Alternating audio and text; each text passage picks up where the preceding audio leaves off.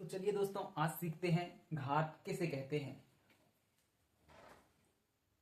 तो दोस्तों, घात वह है यदि किसी संख्या का जितने बार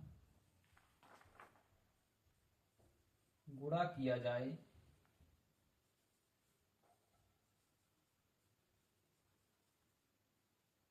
वह उस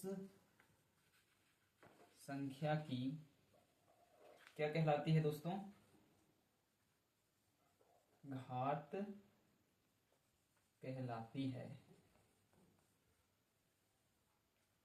कहलाती है। जैसे दोस्तों देखिए, जैसे यदि 4 को 3 बार लिख दिया जाए और इसको घात के रूप में कैसा लिखेंगे दोस्तों? 4 को 4 लिखेंगे और इनको गिन के 1 2 3, इसकी 4 की घात 3। और इसका यदि मान निकालना हो तो कितना आएगा? 4 इंटू 4 इंटू 4, 4 चौके 16। अब 16 का किस में गुणा होगा? 4 में। तो क्या आएगा दोस्तों? 16 चौके 64। ये होती है घात, ये संख्या। ठीक है दोस्तों, आ गया समझ में? अब इसके बाद चलते हैं किसी भी संख्या की घात यदि शून्य है दोस्तों, शून्य हो, तब उसका मान क्या होगा? तो सिंपल है दोस्तों, किसी संख्या की घात यदि शून्य हो तब उसका मान क्या होता है? चलिए आपको बताते हैं। यदि किसी भी संख्या की घात शून्य हो तो उसका मान होता है 1। जैसे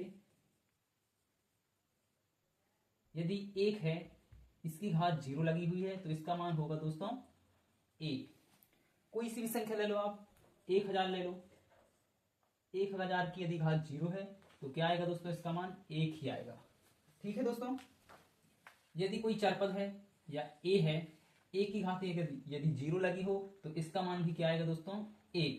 आप कोई भी संख्या ले लो, कोई भी अक्षर ले लो, यदि उसकी घात 0 है तो मान हमेशा 1 ही आएगा। ठीक है दोस्तों, इसके बाद आपको और बताते हैं, कोई सी भी संख्या हो दोस्तों, यदि उसकी घात 0 है तो उसका मान 1 ही आएगा। अब आपको बताते हैं, यहां पर यदि 0 है और इसकी घात 0 है तो अब क्या आएगा दोस्तों? यहां कुछ अलग है। यदि 0 की घात 0 है तो इसका मान क्या होगा? 1 होगा या फिर कुछ और? तो इसका मान बता दें दोस्तों, इसका मान होता है 0।